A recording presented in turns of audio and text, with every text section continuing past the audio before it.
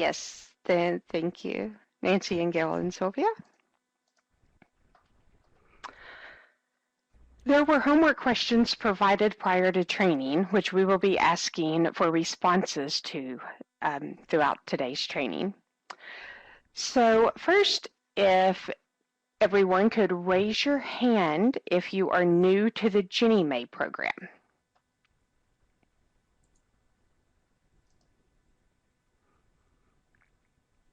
Thank you, Brandon.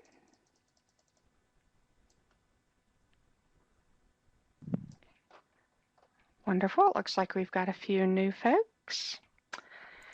And now, Sarah, could you please clear the hands? And now could you raise your hand if you have experience with Ginnie Mae reporting?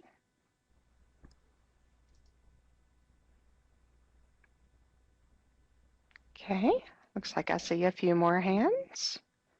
That's wonderful. Sarah, if you could please clear the hands. As your first homework question, please use the chat box and share the number of pools you have issued and/or service.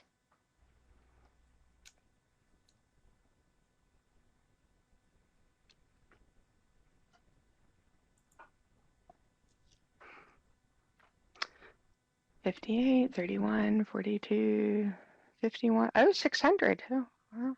$228, $41, $1, okay. $400 plus.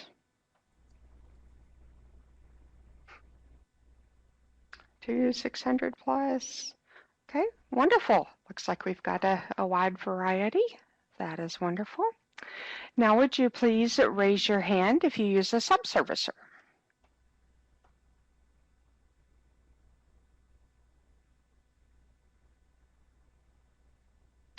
Okay, I see a few hands. Thank you so much. Sarah, could you please clear the hands? And now in the chat box, could you please let me know if you use an in-house system or which service bureau you use, which would be the servicing system that you use.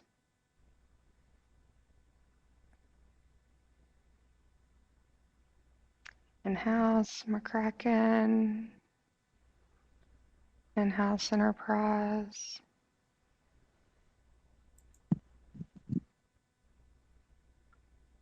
Wonderful. Okay, well, thank you everyone for providing that. This basic course is intended to train new Ginnie Mae issuers on monthly investor reporting, including the Ginnie Mae reporting and feedback system, which is called RFS, along with additional important topics. This course focuses on monthly investor reporting requirements from the reporting and business perspective. Future training sessions will provide more detailed reporting requirements. Today, we will be focusing on these 4 bolded modules on the slide.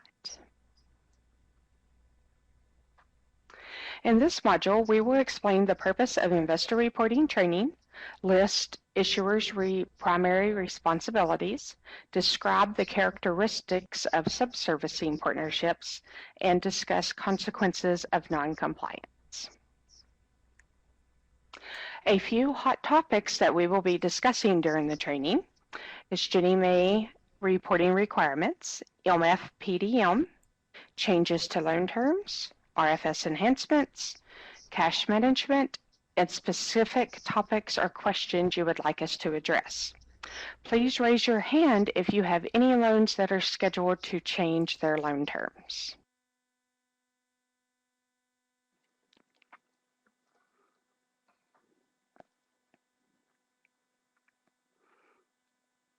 Okay. Thank you. Sarah, could you please clear the hands? Issuers' primary responsibilities are having employees with Ginnie Mae report requirements knowledge, a QC mortgage plan, ability to service Ginnie Mae pools within the MBS guidelines and guarantee agreement, also maintain proper P&I and escrow accounts, Ensure sufficient funds are available for ACH P&I drafts and meet all reporting deadlines. If you use a subservicer, ensure they are compliant with all guidelines and reporting requirements. So what should a subservicing partnership be? It should be proactive on the issuer's part, ongoing, customized to your organization needs, include all issuer responsibilities, and have issuer oversight team of subservicers' monthly performance. A very important note, as a Ginnie Mae issuer, you are accountable for the subservicer's actions and reportings. As your second homework question, do I have a volunteer for an issuer to explain how they work with their subservicer? If so, please unmute yourself and share.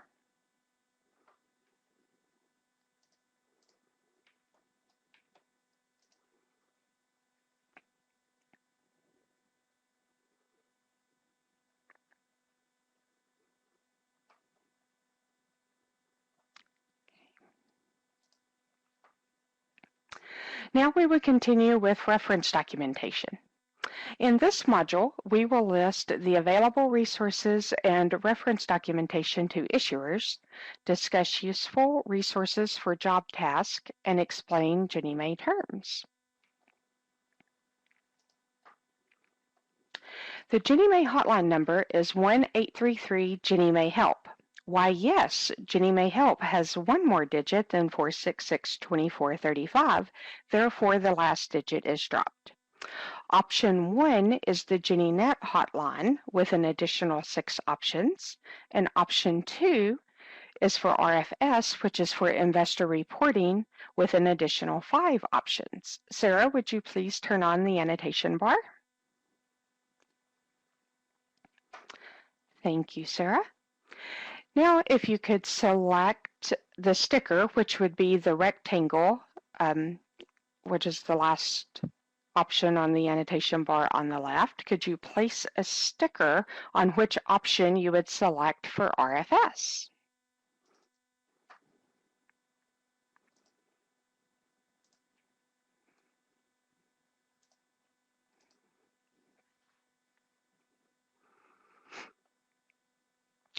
Wonderful.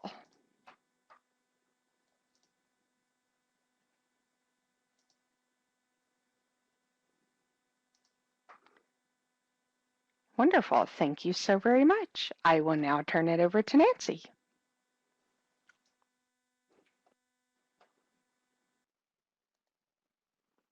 Thanks, Christy. This is the home page for the Ginnie Mae website. May I have a show of hands if you've ever visited the site?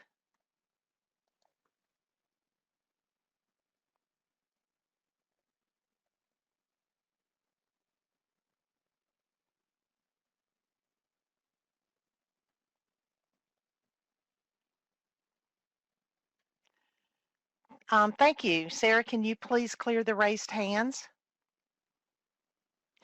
At the top of the slide is the web address for the Ginnie Mae homepage. The website has a ton of useful information. It provides information from bulletins on the latest news, links to program guidelines such as the MBS guide, the different sections of the guide, APMs, notes and news, excuse me, issuer tools such as the pool dates calendar. Just above the picture of the barn, isn't that a pretty barn, are the navigation tabs where you would select the topic you would like to review. At the bottom of every page of the website, there will be a box where you can enter your email address if you would like to subscribe to notices and bulletins, which is called the subscription box. That will give you bulletin. You will get an email on APM, new APMs, notes and news, training announcements. The multifamily training subscription email was sent out on June 23rd. So you would have been notified in your regular email box. If you decide to subscribe, please review the site every couple of months because additional subscriptions could be added, and you will need to select that prescription or that subscription to receive an email notification.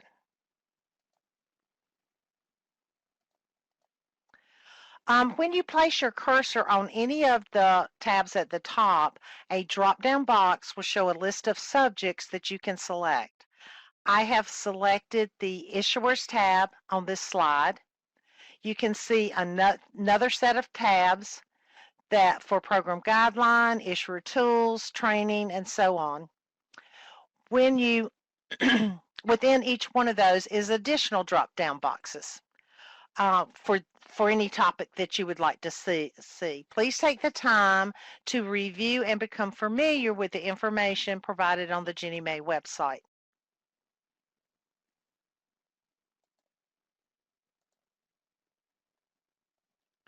Here are some links to the different areas within the website, especially the MBS guide.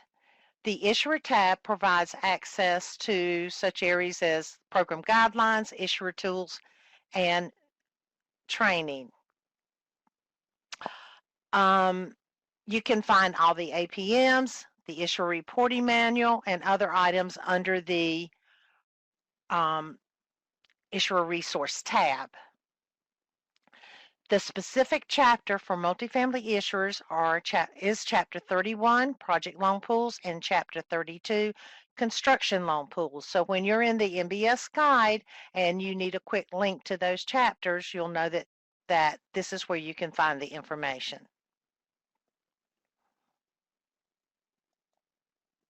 Here's some additional links to information. Appendix 6-19 is showing here. We have a link to that appendix. We will talk about this appendix all through 3 days of training. So it's very important to become familiar with this. Day 2 and day 3 will heavily talk about this. This document provides the information about Ginnie Mae requirements for monthly pool and loan level reporting, along with the specific layouts for all pool and loan records. It also provides a description of any alert or error message you can receive. On the Ginnie Mae website, there's also an FAQ section where you would be able to search for specific areas of the guide or have some of your questions answered.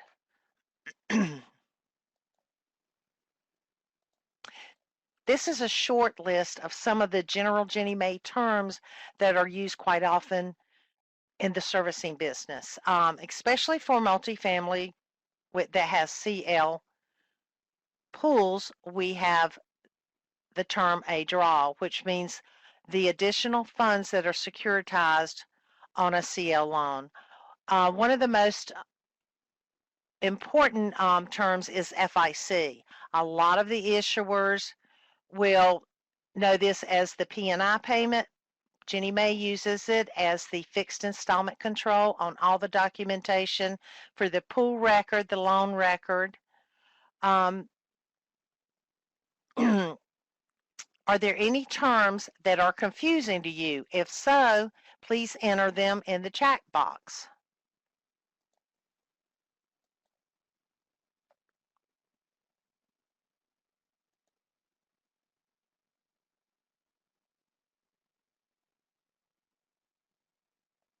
Okay, I'll turn this back over to Christy. Thank you.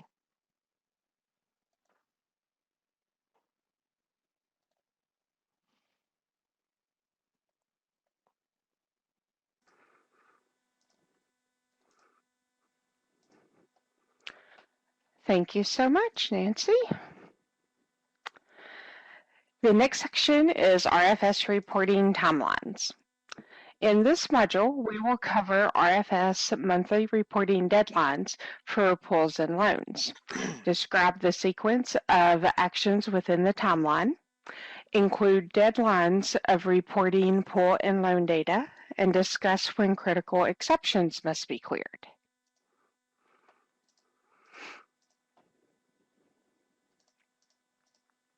For each pool and loan package, issuers must submit 100% of their monthly pool and loan data by close of business, which is 7 p.m. Eastern Time on the second business day. Here is a snapshot of important dates, which will be explained in more detail on the next slide. A quick story. A few months ago, we had an issuer who failed to report 100% of their pool and loan data. Therefore, they were missing a pool and a loan. They were reported to Ginnie Mae as missing the 7 p.m. Eastern Time second business day deadline, which may result in a monetary penalty from Ginnie Mae.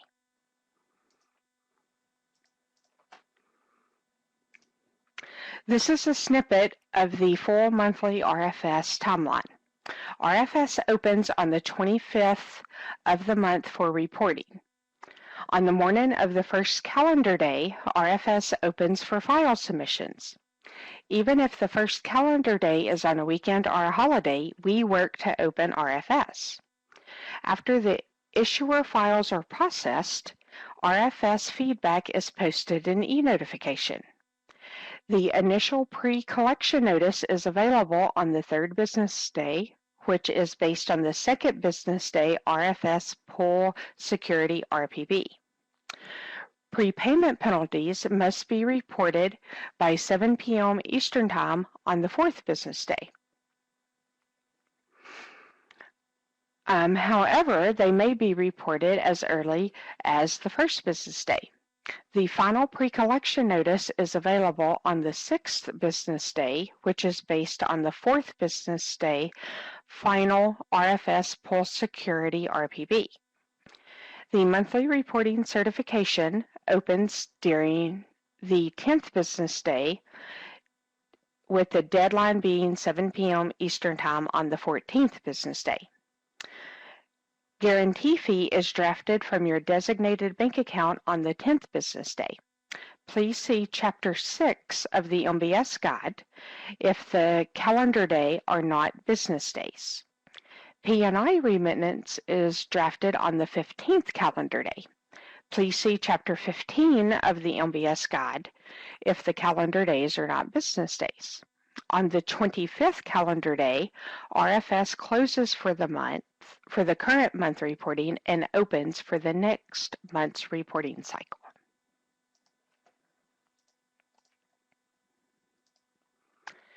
This slide and the next two slides is a complete monthly investor reporting workflow. We have received feedback where issuers use this document every month to check off completed activities. This begins on the 25th calendar day when RFS opens and continues through the fourth business day. Would you please raise your hand if you would use this document to ensure you are meeting deadlines? Also, this document was provided prior to training as a PDF for your reference. Wonderful. I see quite a few hands. Sarah, would you please clear the hands? This shows the 5th business day through the 15th calendar day. And this shows the 25th calendar day when RFS closes and a few monthly, quarterly, and annual items which we will review throughout the training. Sarah, would you please post our first polling question? Thank you, Sarah.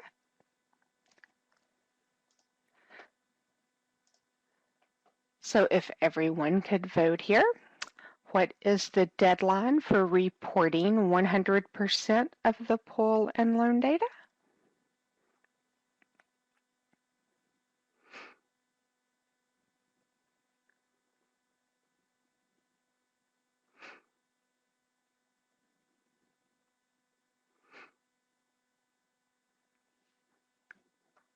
Okay, I'll give it just a few more seconds so everyone has the opportunity to vote.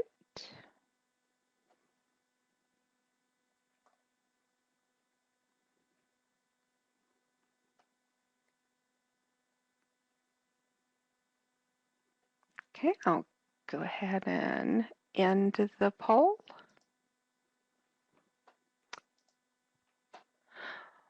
Wonderful. We have the majority of everyone with 83% picking the correct answer as C, which is 7 p.m. Eastern Time on the second business day. Sarah, if you could please close the poll. Thank you so much.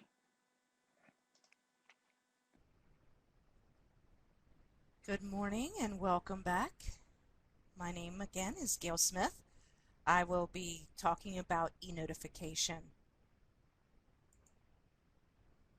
In this module, we will decide what tasks should an issuer be able to complete after training, what new information will issuers be exposed to. We're going to describe where to find critical alerts, recognize what information in e-notifications, which is important, all of it is important, explain how to resolve and address e-notifications. E-notification is an online function accessible from the Ginnie Mae Enterprise Portal, GMEP. E-notification provides an automatic email notice. However, it is the issuer's responsibility to check their e-notifications online via RFS on a routine basis. E-notification directly supports a wide range of monthly investor reporting and related activity by providing notices and content, reports, documents, files, accessible online. There's below on this screen are some examples: PA functional acknowledgement, pool accounting exception feedback notice, pre-collection notice, daily and monthly unique loan IDs, various suspense notices, and other notices, letters of credit, notices from Ginnie Mae announcing APMs, etc. Again, e-notification provides content, and this could come in the form of text files, PDFs, letters. They'll be from Ginnie Mae's processing system, RFS, exception feedback, pool processing systems, the central payment and transfer systems. There could be custom notices from Ginnie Mae. Many of these are routine. They're daily, weekly, monthly. We do also have some that are quarterly, which would be like CAVs. Many of the notices have a direct link to content. It is up to the issuer to determine how best to use the content. Some of the content is in raw text files and other files are formatted. The notification is always linked to the most current available content. Notifications for the same subject for recurring notices that have links will always again be the most recent content available. If you are looking for prior period data, this may be obtained through the Ginnie Mae hotline. The phone number is posted there, option 2.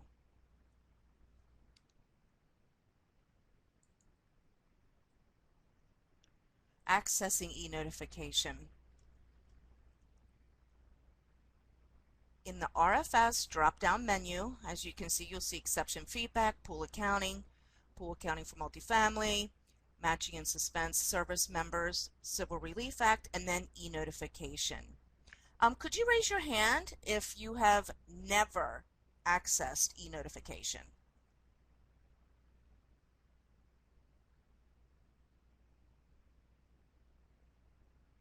Okay, Ronnie. Well, welcome to e-notification, and hopefully you can put on your schedule. I would suggest to everyone that you at least check it once a day, and I feel personally checking it twice a day, maybe in the morning and then maybe after lunch. There's a lot of good information in e-notification. Passive email. This is something you can sign up for, and you will receive an email notification when anything is posted. A lot of times we see that companies will set up a generic address. That way several people could have access to that mailbox. Like maybe it would be information at vdev.corp, whatever you want to use. The other thing to note with this is if you go in and you change that email address, like say you want to go in and put your personal email address in there, and then tomorrow I come in there, I can also put my email address in there and then it will update that. So just be aware that you could actually overwrite the passive email address. So keep that in mind.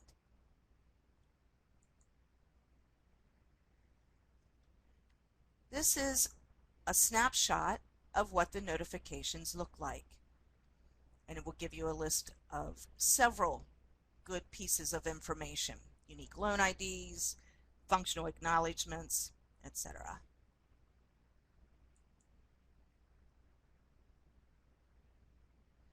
This is an issuer notification screen with the link for a functional acknowledgement.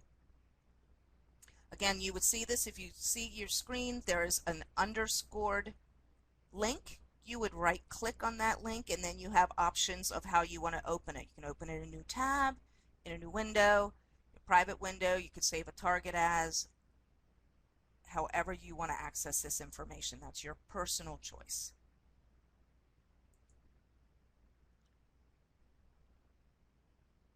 This is a functional acknowledgement download. As you can see, there is an R and the A. A obviously is accepted, R is rejected.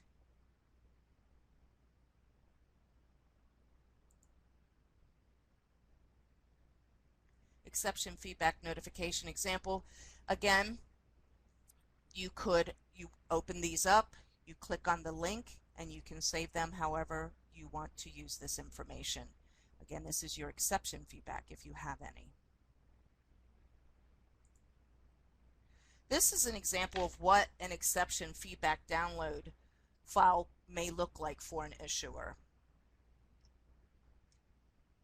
Again, it gives you information. We give you the pool, the loan, your issuer loan ID, the severity, the code, what field it is, the values, and we provide messages so you can have access to all this information. There is also a link where you can download a list of all the exceptions. It's like a description or a dictionary. It tells you what they are.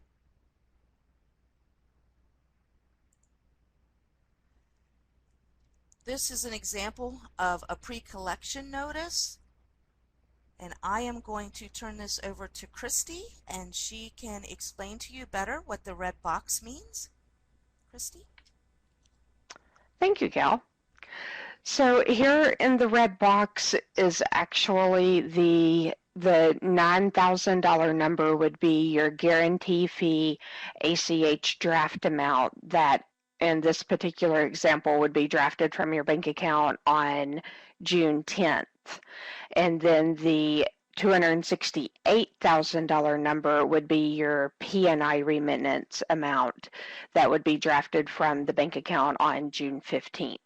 And then this is one of the items that you can either download as a formatted version as a PDF, or it also comes in a raw version, which is a text format. And if you download the text format, you can export that to Excel. You're welcome, Gal.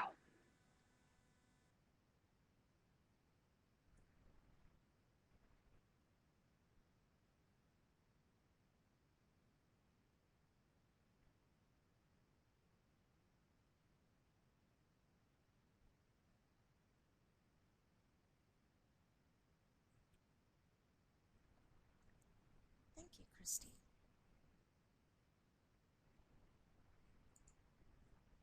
So we have our polling questions. Sarah, if you could please put those on the screen. Thank you. So what is the deadline to report 100% of pool and loan data?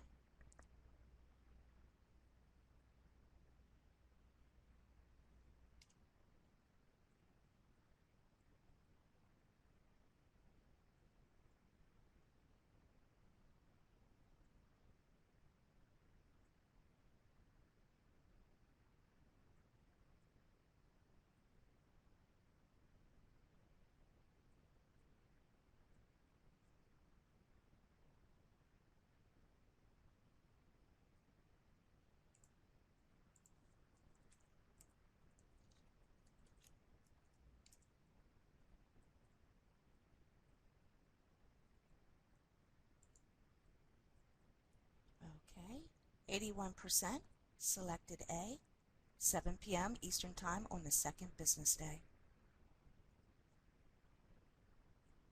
May we have the next question?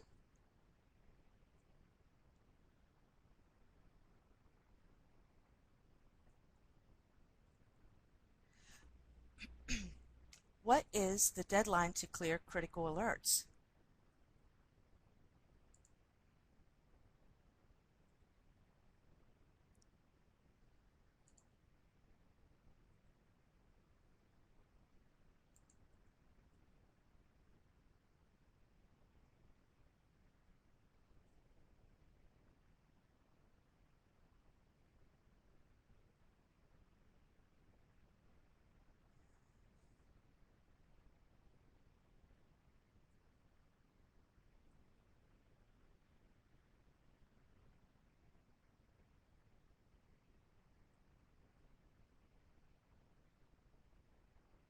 A few more seconds.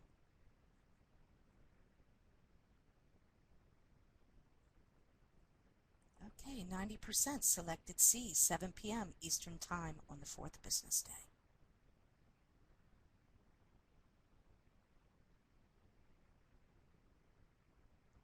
Thank you, Sarah.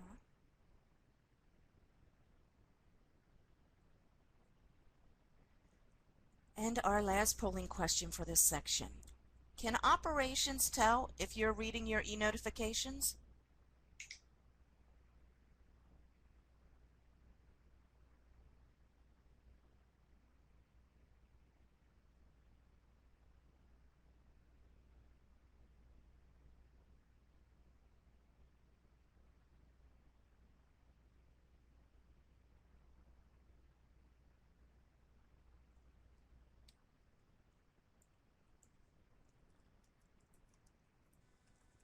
Gail, Anita Brinkman has a question down in the chat box. 91% indicated that yes, operations can tell if you've read your e-notifications. So if you call us It up said and you what say, was you know, we correct ask for you, did you question read 1 your and 2. e-notification, and you might say yes. We can tell. We can actually go in and look in the system to see who read the e-notification. So thank you. So Sarah, if you could close the polling question there for us, and then we can see them all on the screen. Thank you. So yes, number 2, the correct answer was A, the 7 p.m. Eastern Time on the second business day. Oh, I'm sorry. Correct, Did you not hear Gail? me read the answer? I apologize. Yes, okay. Okay. Okay. Well, and then the second question on the screen, which is number 3, because it's our third question for today, that correct answer is C, the 7 p.m. Eastern Time on the fourth business day.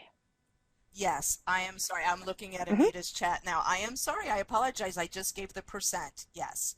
So that is correct. Anita, did Christy answer your question? I apologize for that. Thank you, Gail. So now we will be entering our breakout rooms. We will analyze the e-notification screen. We will discuss the following list of items and actions for the notifications required. Once the breakout rooms have finished, we will reconvene and discuss what everyone talked about in the other breakout rooms. And we will also have a questions and answers. Sarah, would you please start the breakout rooms for 5 minutes?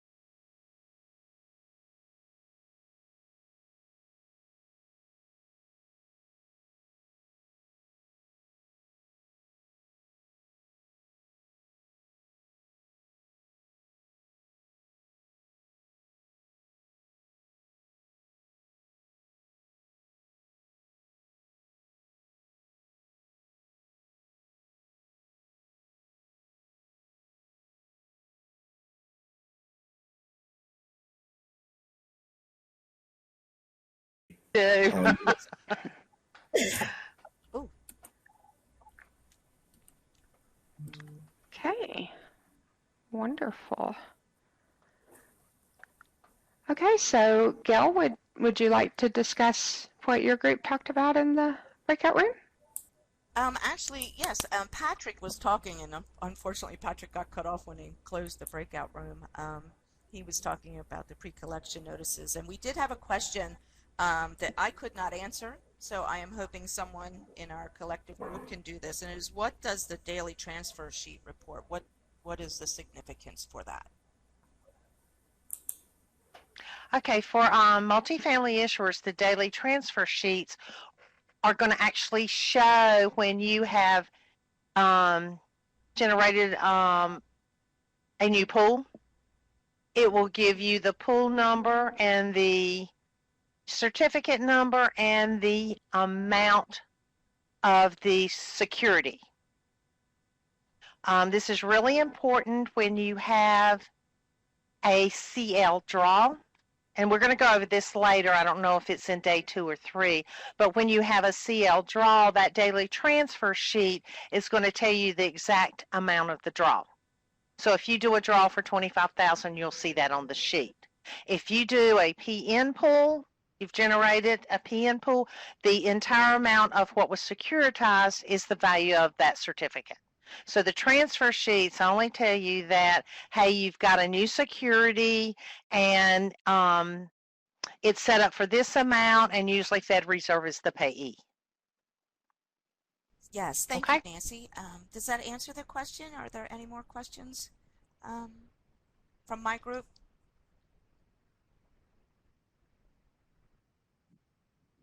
There's also a comment in the chat. Just want to make sure that you guys saw that, and if it coincides with what Nancy was just explaining.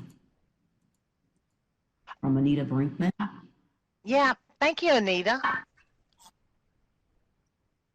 Oh, and there's Joe. Hey, Joe. Glad to see he is here. In my breakout room, I did all the talking because I've never had one, and I'm kind of getting my feet on the ground here. But excuse me. But we did have a question concerning e-notification and how many months or how long the issuer can view e-notification, and that is 30 days. If there are any items that you want to see that were prior to that 30 days, please contact your issuer support analyst, and we can request the information from our database people or our IT people, but you will need to provide the exact name of the item you need and the date it was posted. Well, thank you, Nancy and Gail. Actually, in my breakout room, I done all the talking also. We did not have any questions, but I did point out that on the e-notes, the ones that were in the color of black, that they had been opened and read by the issuer. And if they were the color red, the issuer had not opened those particular e-notifications. And then I also explained about the issuer detail report. That is your annual MWX report that comes in. It comes or is posted to e-notification at your company's year end. So that's only one time a year. And it's your fiscal year end, and Christy, I have to say fiscal for yes, Christy. Yes, Nancy does. I am. She's cute, but she can't. Yeah, she's cute, but she cannot pronounce that word. Pretty bad. So also, I did explain that are the custodial account verifications, which is CAVs, and the matching and suspense, which is the MAS, that we will be covering those in day 3, which will be our Friday session. So, okay. So does anyone have any questions about our breakout room and e-notifications before we move on to our questions and answers? I just want to follow up on what Gail was. Oh, great. Hi, Michelle. I was just going to follow up with what I Gail, who stated that Patrick was Right. talking during your breakout, and I don't ever want to miss an opportunity for the account executives to provide information. I'm sure our issuers don't as well. So I just wanted to make sure that Patrick was able to speak to whatever it was with the larger group. And Michelle, it sounds like you're going to do the same. So please, Patrick and Okay. or Michelle. Yes. So good morning. I'm going to let Patrick go first, and then I'm going to maybe talk about two other things besides the pre-collection notification. Okay, thank you, Michelle. I just really was with the group, just was talking with Gail that, you know, the e-notifications is very important. Chris just made a very good comment that everything, we look to make sure that you're looking over your pre-collection, your pre-K notices. Jennifer is quick to make sure those are being read because she wants to make sure she keeps Nancy, Christy, and Gail happy. And also our director, Philip Buckley. So we're going to make sure we get those things taken care of. So we just want to make sure that you guys are looking through this, take the time, review it, and you make all of us happy on the multifamily team when you review it to make sure there's no issues. And so that's all I had to say. Michelle, you can go ahead. Okay, thank you, Patrick. Good morning, everyone. Just to follow up, the pre-collection notice is very important to you, to us, to your investor, because that helps you confirm what is being ACH'd from your account.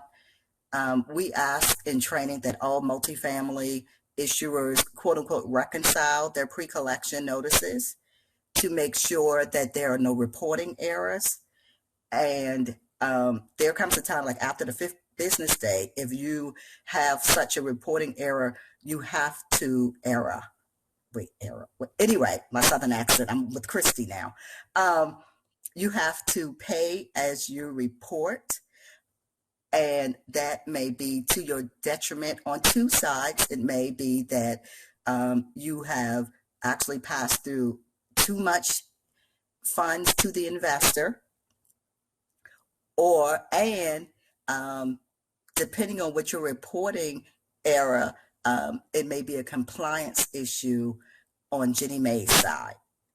So that's why some of you maybe have received emails. I think it comes from Jennifer Burke that says, or maybe, I don't know, maybe me. It says that we noticed that you did not open. We are looking at colors and the date, so we know that someone at least opened.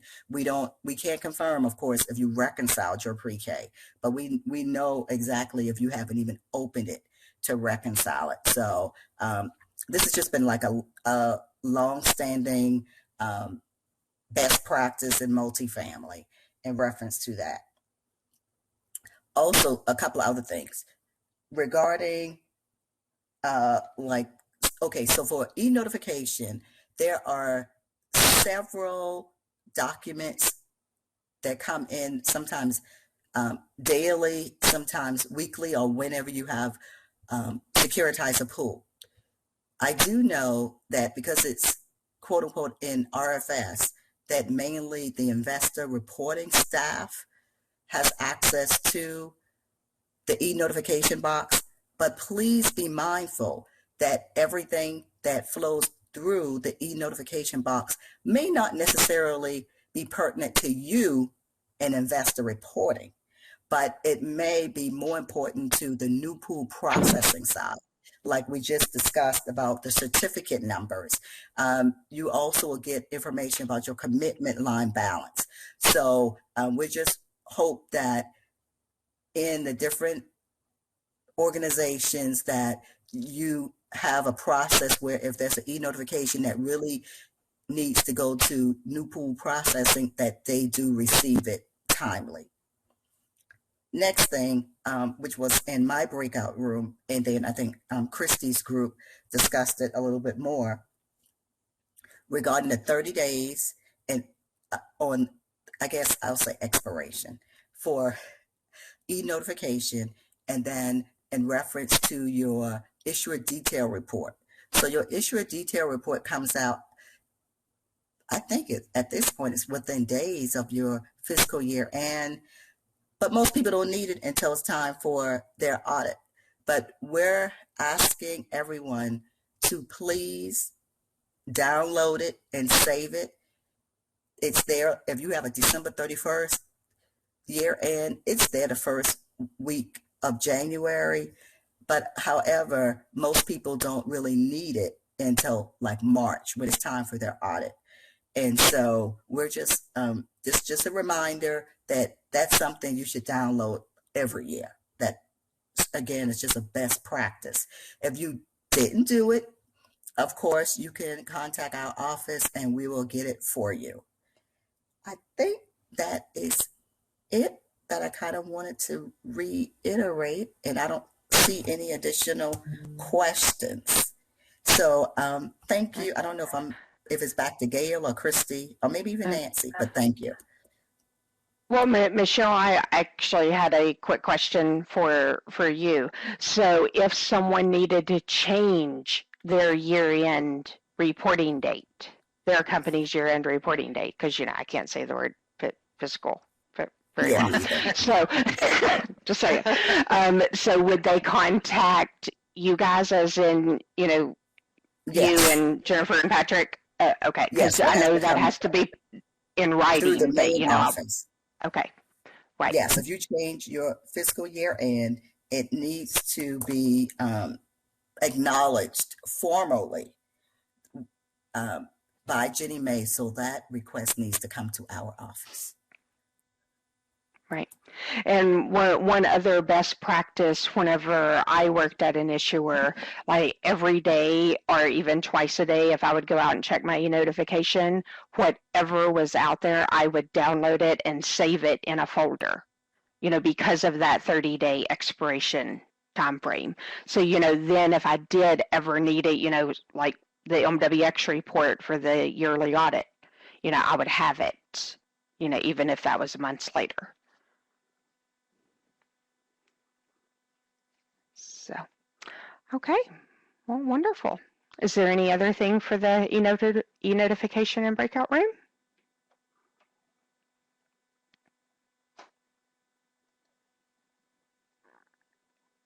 Okay, then I will move on. So now if anyone has any other questions, would you please unmute yourself and ask your question or type it in the chat box. Also, as a quick note, we have provided Sylvia and myself, Christy, and Gail and Nancy's email address at the bottom of this slide. So you are welcome to contact any of us directly, or also you may contact, Michelle, Jennifer, or Patrick, being your Ginnie Mae account executive for the multifamily team. So does anyone have any other outstanding questions? Or Nancy or Gail, do you guys have any other comments? No, I'm thank you, good. Christy. Okay. All right, I'd like to thank you for your attendance and attention today. We hope you will join us Wednesday for our next session, where we will cover the RFS monthly report of pool and loan data, RFS exception feedback, and an overview of the reporting workflow. At the beginning of session 2, we will ask you to provide the most important topic that stood out to you from today's session and for any unresolved questions. I will now turn it over to Sylvia.